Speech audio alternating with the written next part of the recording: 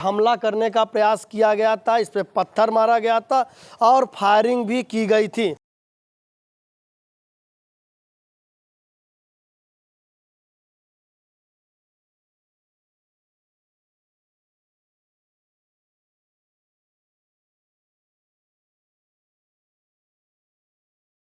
हमें पूर्ण विश्वास है सरकार के ऊपर और हमारे प्रशासन के ऊपर कि जो कि इसका खुलासा जल्द से जल्द होगा। भाजपा के नेता भी सुरक्षित नहीं है। कहीं आपकी जान लेने आए थे या हत्या के इरादे से आए थे या कोई कुछ आपको डराने धमकाने के इरादे से आए थे।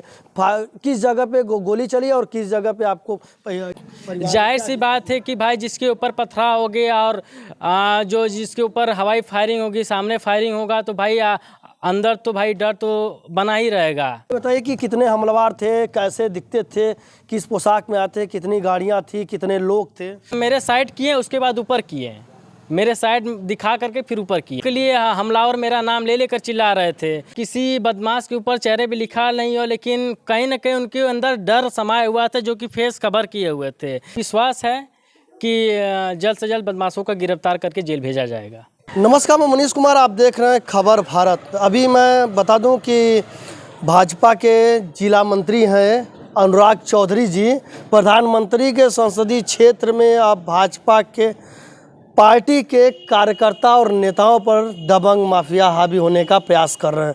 लगातार उत्तर प्रदेश में योगी जी की सरकार है, लगातार बुलडोजर की कार्रवाई हो रही है, फिर इसके बावजूद भी माफियाओं में, बदमाशों में किसी तरह से खौफ नहीं है। अब भाजपा के नेता भी सुरक्षित नहीं है।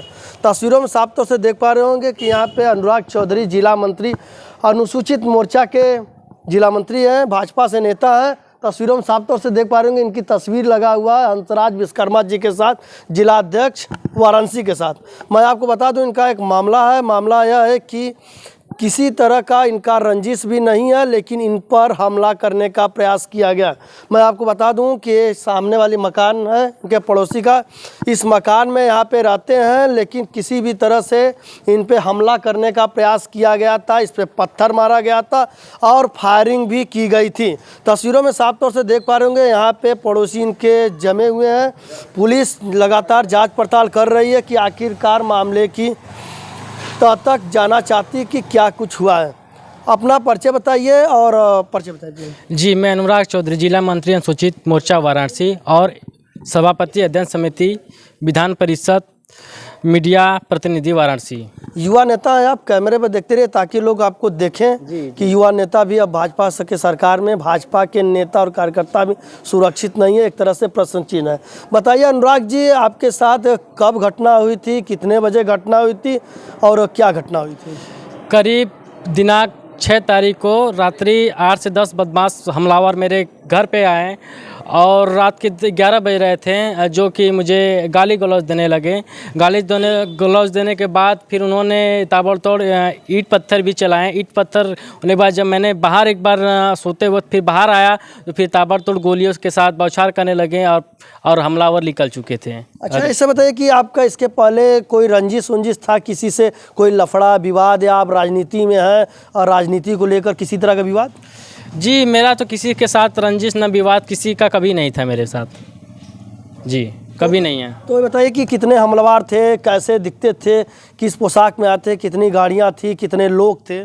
5 से 6 बाइक थी, जिसमें 8 से 10 हमलावर थे और 6 से 7 का जो कि फेस कवर किया हुआ था और 2 लोग मास्क लगाए हुए थे और 1-2 लोग जो थे जो कि उनका फेस खुला हुआ था। तो आप उनमें से किसी हमलावर को पहचाने? जी, मैं शिनाख्त नहीं कर पाया कि कौन था, क्योंकि उनका फेस खुला हुआ ही नहीं तो मैं कैसे पहचान पाता उन्हें। अच्छा, क्या एड्रेस है आपका? मेरा ये संजय नगर कॉलोनी पहड़िया वाराणसी। इस थाने के अंतर्गत आप आते हैं? जी, थाना लालपुर के अंतर्गत आते हैं, जो कि SHO साहब से और थाना चौकी इंचार्ज से बात हुई है और वो लोग भी इस जांच के लिए जुटे हुए हैं और अपनी सक्रिय दिखा रहे हैं इस मामले में। तो पुलिस आपके घर पे आई थी? जी, पुलिस 3 से 4 बार मेरे घर पे आ चुकी है और सभी आसपास के फुटेज सब खंगाले जा रहे हैं। हमारे चौकी इंचार्ज जो है कि बहुत अच्छे हैं, आदरणीय श्री आशुतोष त्रिपाठी जी हैं, वो मेरी काफ़ी तरह से मदद कर रहे हैं। हमें पूर्ण विश्वास है सरकार के ऊपर और हमारे प्रशासन के ऊपर कि जो कि इसका खुलासा जल्द से जल्द होगा।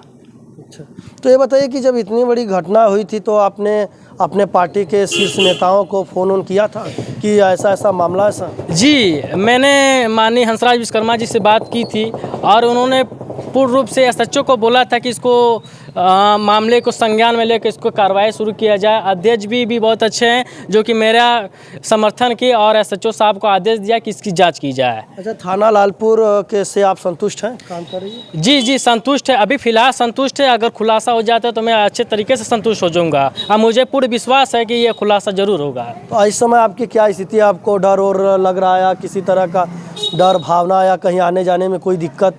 जाहिर सी बात है कि भाई जिसके ऊपर पथराव हो गया और जो जिसके ऊपर हवाई फायरिंग होगी, सामने फायरिंग होगा तो भाई अंदर तो भाई डर तो बना ही रहेगा।